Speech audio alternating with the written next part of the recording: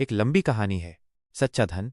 बहुत समय पहले की बात है। एक दूर देश में विक्रम नाम का एक युवा और महत्वाकांक्षी राजकुमार रहता था। वो बलवान, साहसी और न्यायप्रिय था, लेकिन उसके मन में हमेशा एक कमी सी रहती थी। उसे लगता था कि दुनिया में कोई ऐसा सच्चा धन है जिसे उसने अभी तक नहीं पाया है। उसे लगता था कि यह धन उसे परम सुख और शांति देगा।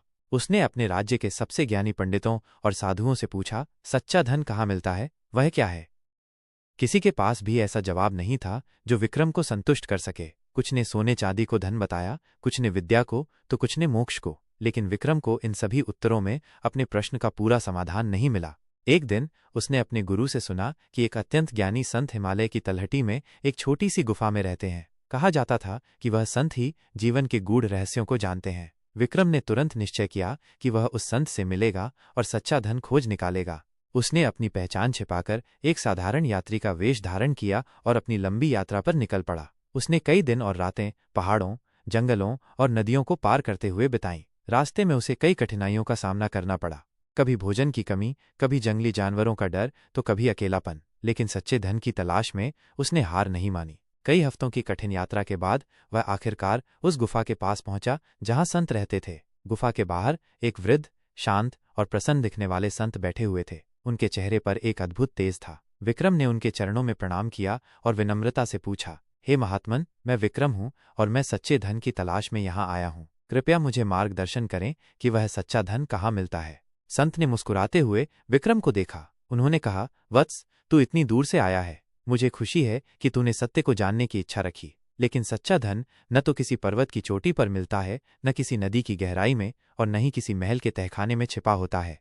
विक्रम थोड़ा निराश हुआ। उसने पूछा, तो फिर वो कहाँ है प्रभु? संत ने अपनी आंखें बंद कीं और गहरी सांस लेते हुए बोले, सच्चा धन तेरे भीतर है वत्स। यह तेरे मन की शांति, दूसरों के प्रति तेरा प्रेम, तेरी करुणा और तेरी संतुष्टि में छिपा है। तूने ये लंबी यात्रा केवल एक भौतिक स्थान की खोज में की, जबकि तुझे अपने भीतर झांकना चाहिए था। रास्ते में तूने जितनी भी कठिनाइयां सहीं, क्या उन अनुभवों ने तुझे मजबूत नहीं बनाया? तूने जितने भी लोगों से मुलाकात की, क्या उनके प्रति तेरे मन में दया नहीं आई? भूख लगने पर तुझे एक रोटी की कीमत समझ में आई, और अकेलेपन में तुझे अपनों का महत्व। यही अनुभव, यही भावनाएं, यही गुण ही सच्चा धन है। विक्रम ने ध्यान से संत की बातें सुनी। उसे अपनी पूरी यात्रा याद आ गई। उसने कैसे अपनी परवाह किए बिना एक प्यासे पक्षी को पानी पिलाया था, कैसे एक बूढ़ी स्त्री को रास्ता पार करवाया था, और कैसे एक घायल जानवर की मदद की थी। उन पलों में उसे जो शांति और खुशी मिली थी, वह किसी भी राजमहल के सुख से बढ़कर थी। संत ने आगे कहा, जब तू इन गुणों को पहचान लेगा और उन्हें अपने जीवन में अपनाएगा, तब तुझे किसी बाहरी धन की आवश्यकता नहीं पड़ेगी। तेरे पास वो सब कुछ होगा जो तुझे परम सुख और संतोष देगा। यही सबसे बड़ी संपत्ति है जिसे कोई चोर चुरा नहीं सकता और कोई समय मिटा नहीं सकता। विक्रम की आंखें खुल चुकी थीं। उसे समझ आ गया था कि वो जिस धन को बाहर खोज रहा था, वो तो उसके हृदय में ही छिपा था। उसने संत को धन्यवाद दिया और एक नए व्यक्ति के रूप में अपने राज्य की ओर लौट चला।